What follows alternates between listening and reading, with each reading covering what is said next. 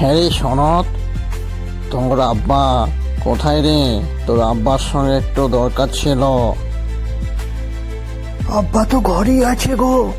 করিম চাচা, আমি ডেকে দিচ্ছি, তুমি দাঁড়াও এখানেতে। করিম চাচা,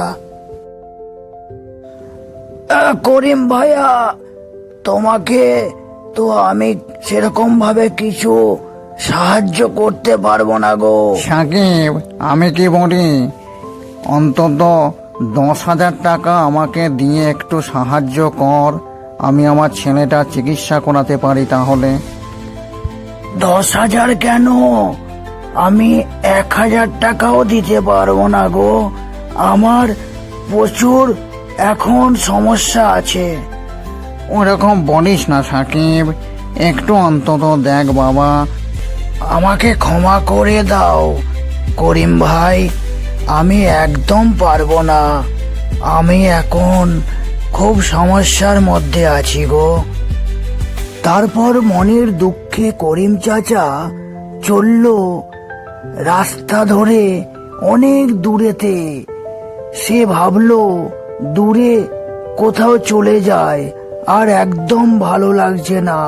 তার ছেলেকে তার চোখের সামনে মরতে দেখতে চায় না। তাহলে কি চিকিৎসা আর করাতে পারবো না আমি আমার ছেলেটাকে? আরে করিম চাচা যে, এখানে মন খারাপ করে চুপচাপ বসে আছো, কি ব্যাপার? দুঃখের কথা কি আর বলবো জাফর মিয়া, আমার মন প্রচুর খারাপ। আমি সব জানি করিম চাচা, তোমার ছেলের জন্য তুমি এখনো টাকা জোগাড় করতে পারোনি বুঝি। সবই আল্লাহর উপরে ছেড়ে দাও করিম চাচা, বুঝলে? আমি কি যে করি, আমার ওই একটা মাত্রই ছেলে, কি যে করি আমি এখন? অতগুলো টাকা কোথায় পাই? ওর যে চিকিৎসা করাতে হবে, কি যে করি? হায় হায় আল্লাহ, আমাকে সাহায্য করো আল্লাহ। হ্যাঁ আল্লাহ, সাহায্য করো আল্লাহ, আমার ছেলেটাকে বাঁচাও আল্লাহ। আমি যে কি করি এখন, কোথায় যাই? এতগুলো টাকা আমি কোথায় পাই? কি যে করি? এই শুকনো মরুভূমিতে ওই গাছের নিচে কি চকচক করছে, আমাকে তো দেখতে হবে।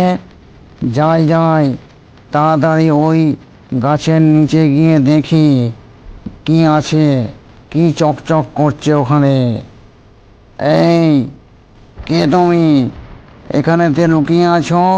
ওঠো, ওঠো বলছি, ওঠো, তাড়াতাড়ি ওঠো। যেই হও তুমি, বেরিয়ে এসো বলছি। আমি করিম চাচা, তাড়াতাড়ি বেরিয়ে এসো বলছি।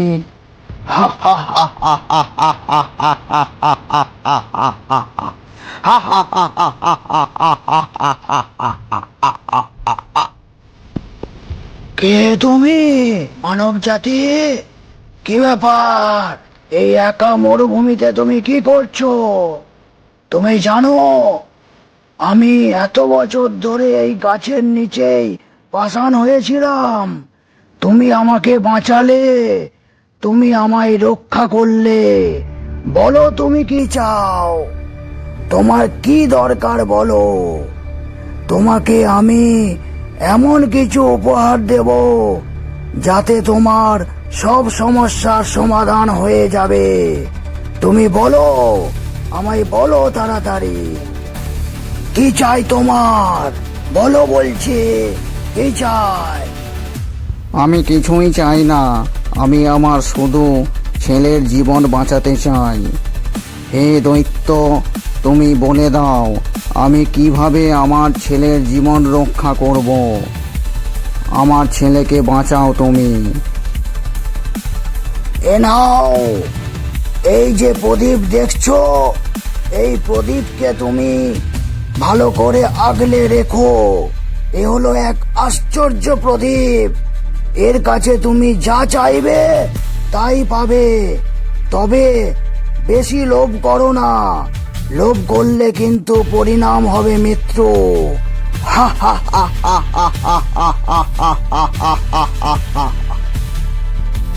তারপর আশ্চর্য প্রদীপটি নিয়ে করিম চাচা গেল তার বাড়িতে, তার ছেলেকে সব বুঝিয়ে বলল, বেশি লোভ করলে হবে মৃত্যু, এইটুকু জানিয়ে দিল তার ছেলেকে। আব্বা, আমরা যদি এখন মিঠাই চাই তাহলে কি মিঠাই এনে দেবে এই প্রদীপ? আমার খুব খিদে পেয়েছে, আমি মিঠাই খেতে চাই আব্বা।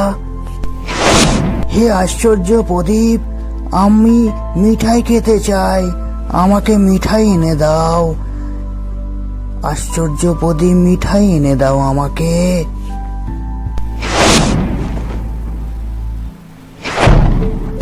থালাভর্তি মিঠাই দেখে করিম চাচা ও তার ছেলে দুজনে আনন্দে আত্মহারা হয়ে গেল। এই হলো আশ্চর্য প্রদীপের দয়া। এই আশ্চর্য প্রদীপ থেকেই, এই আশ্চর্য প্রদীপ, আমাকে আর আমার আব্বাকে সুখে শান্তিতে রেখো, আমরা এটাই চাই। তারপর থেকে করিম চাচা এই আশ্চর্য প্রদীপের দয়াতে তার ছেলের জীবন ফিরে পেল, তার কিডনি ভালো হয়ে গেল। বন্ধুরা, মনে রাখবে, যার কেউ নেই তার আছে আল্লাহ।